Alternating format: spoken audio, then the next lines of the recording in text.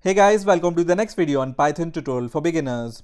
In this video, I'm going to show you how to use init method in Python and how to use a keyword called self in Python. So I will continue with the class which I have created in the last video, and this was the class which we have created, and we have used this special keyword pass there. And pass we were using to create an empty class. Now I'm going to remove this pass and I'm going to add a method called init here. So I'm going to just write def and then underscore init and then press enter, and you can see this init method is created here. So this is like a normal method with double underscore in front and back of this init keyword, and you will also see the self keyword is already added as the first argument of this method. Now this init method serves as a constructor for the class. So usually it is used to initialize some attributes or some functions, because this is the first method which will be called when you create an instance of a class. So here we are creating an instance of a class, and this init method will be the first method which will be called when this object or instance will be created. So let's check what I'm saying. So let's say I want to print inside this init method that the underscore init underscore is called.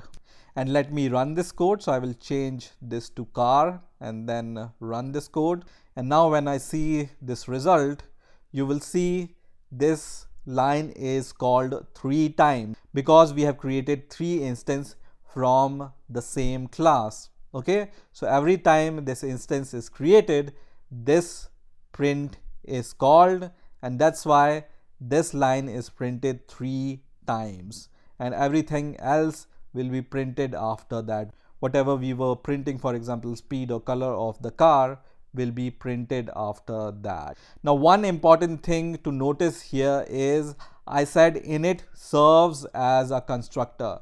It's not a constructor. Although it would be tempting to call this init method as a constructor, actually it's not a constructor, but it behaves like a constructor, because init is the closest thing we are going to get in Python to a constructor, because it is the first method which is called whenever an instance is created. Now if you are familiar with other object-oriented programming languages like Java and C++, there is a destructor also in those kind of languages with classes. Now Python doesn't have any destructor because Python has an automatic garbage collection. So you don't need a destructor in Python, because Python will take care of anything which should be taken care of. Now as I said, usually init method is used to initialize something. So instead of initializing the value of speed and initializing the value of color, let me just comment this code first of all. So I'm going to select whatever I want to comment, and then I can press Control / to comment all the line.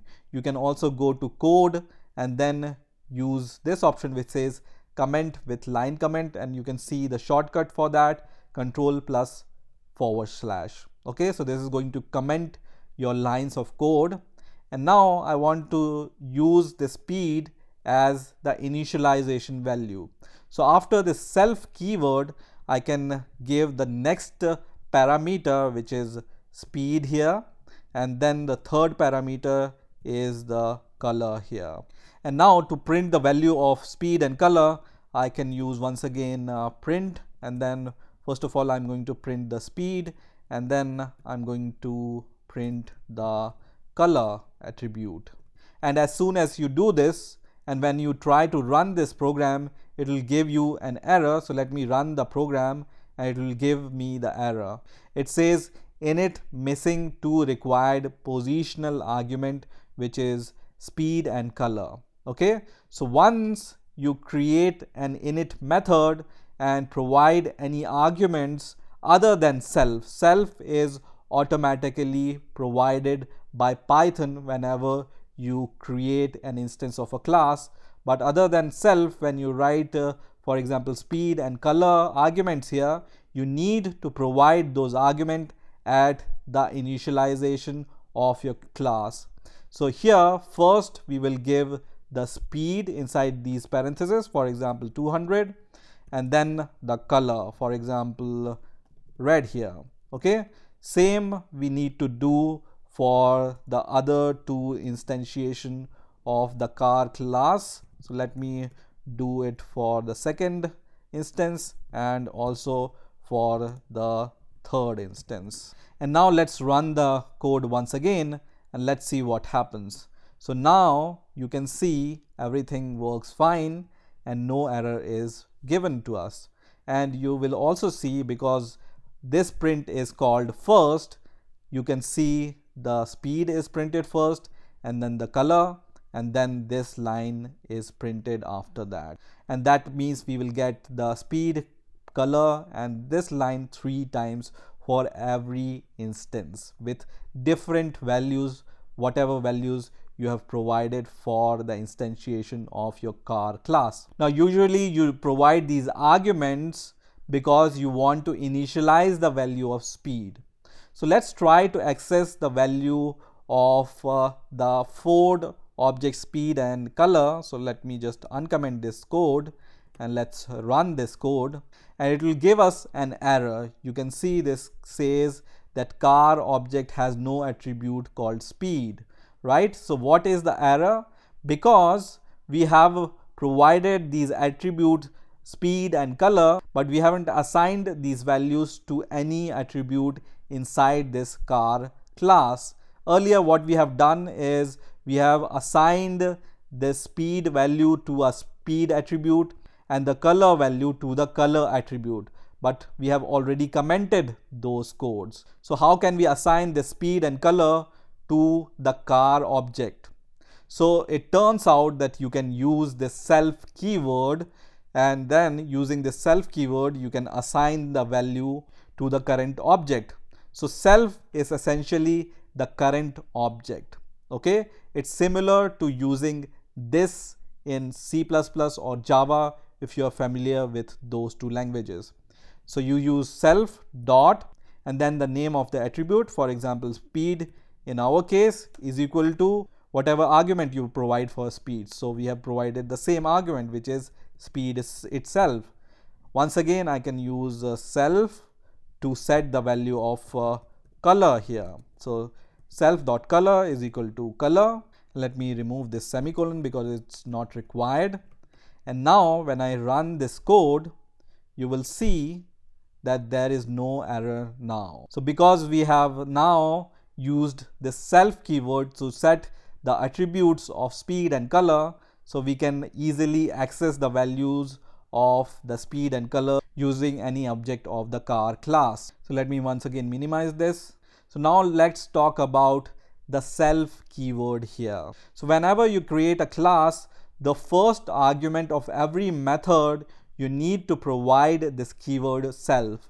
Now it's not necessary to provide this same keyword which is self, but it's a convention to write this self as the first parameter. The first parameter can be, for example, ABC. It doesn't matter, but you need to use this ABC here also as self and it will be totally fine. But it's a convention that we use this self keyword in order to indicate that this is the current object. So every method you will create, you need to give this self keyword as the first argument of your method inside a class. Now you may also observe that here when I am initializing this class instance, I'm not providing any self keyword. So even though in the init method I have provided 3 arguments, I'm only providing 2 arguments here. So it turns out that you don't need to provide the first argument, which is self. It will be automatically be provided